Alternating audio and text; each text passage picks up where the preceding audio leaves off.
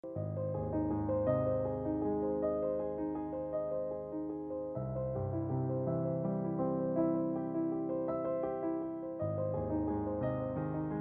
pregunta.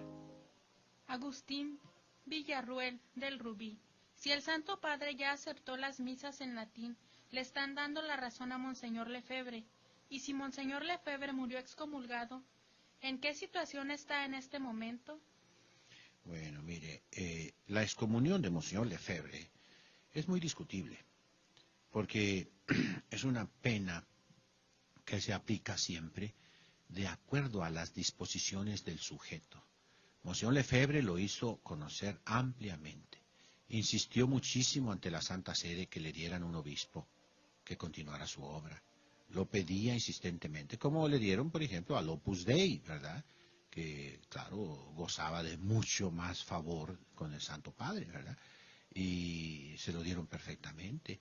Él pidió lo mismo y reiteró y no le respondieron, y no le respondieron, y se hacía viejo y se acababa.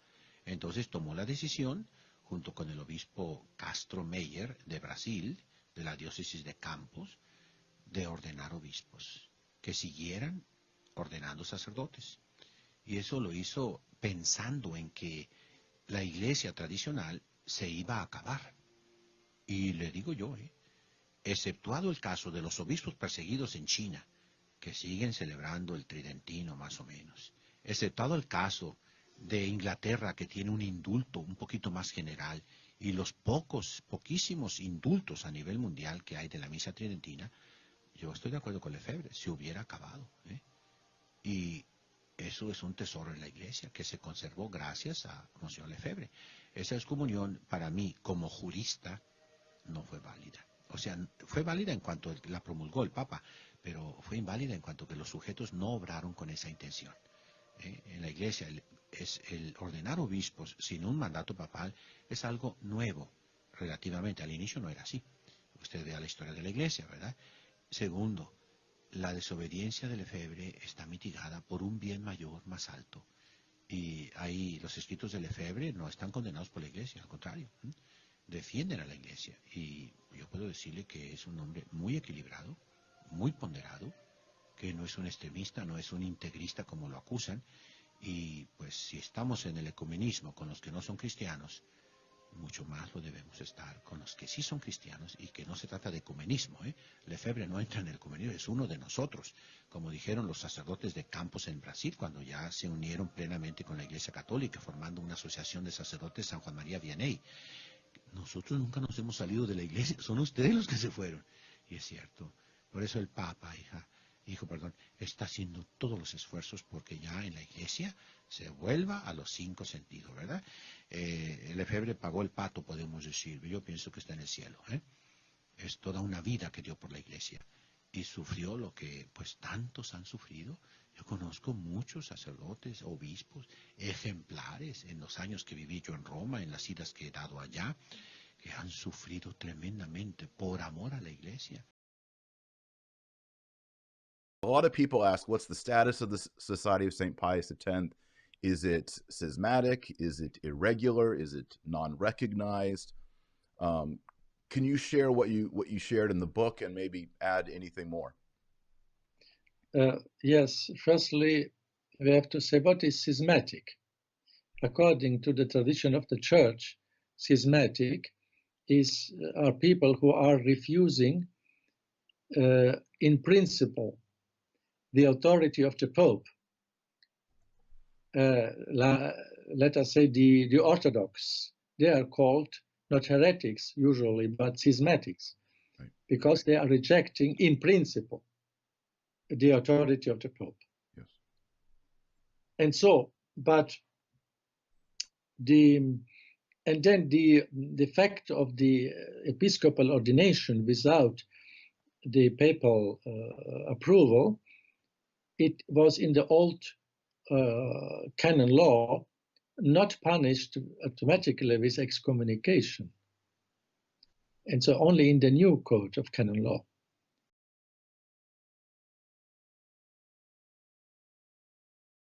So this is a difference. So the Church, so many centuries, did not consider the fact to ordain someone bishop without approval of Pope in se Right. as a schismatic act.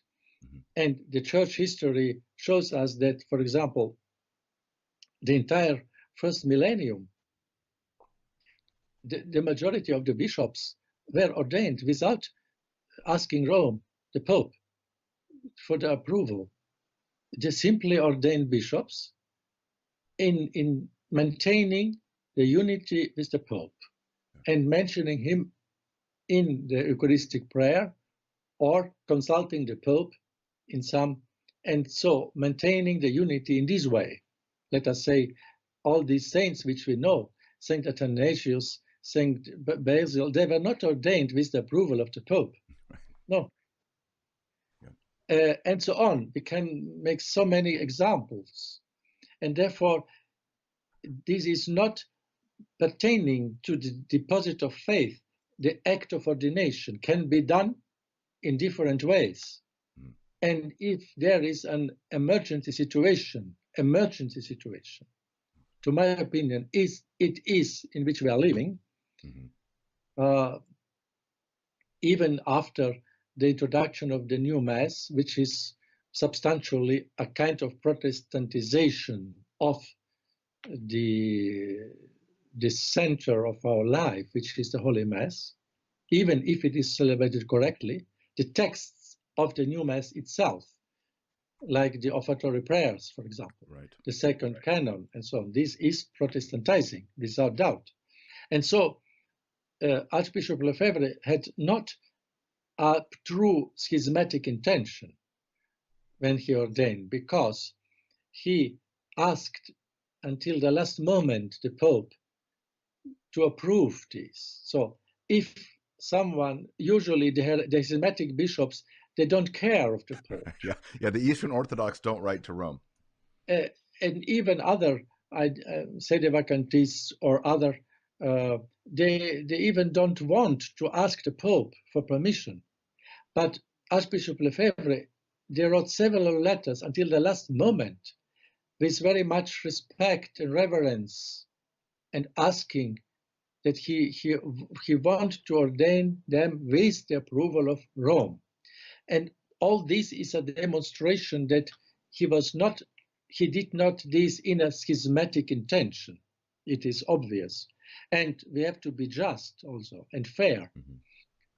And in view of the great tradition of the church. And then he also mentioned the Pope during the ordination of the bishops in the canon of the Mass. Yes.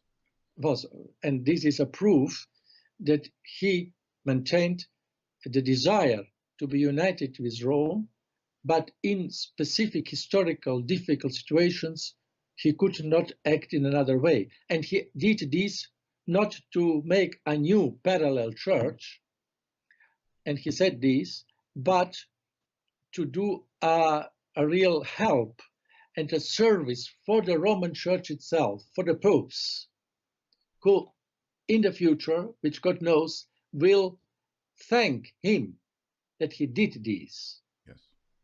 And I am sure this will come. And now we are looking, we are seeing this. And then, now concretely, after Pope Benedict XVI in 2009 lifted the excommunication penalty, even from this time they are not more excommunicated. And when people are not excommunicated, they are not schismatic. Otherwise, the church would not revoke the penalty. Benedicto XVI explica que los 4 obispos fueron excomulgados porque no reconocieron la autoridad del Papa. Como han pasado 20 años y ahora sí reconocen la autoridad papal, se les levanta la excomunión.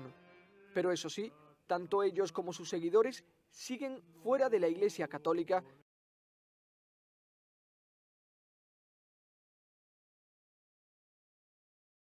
And from this time, they are not more excommunicated. And when people are not excommunicated, they are not schismatic. Otherwise, the church would not revoke Right. the penalty.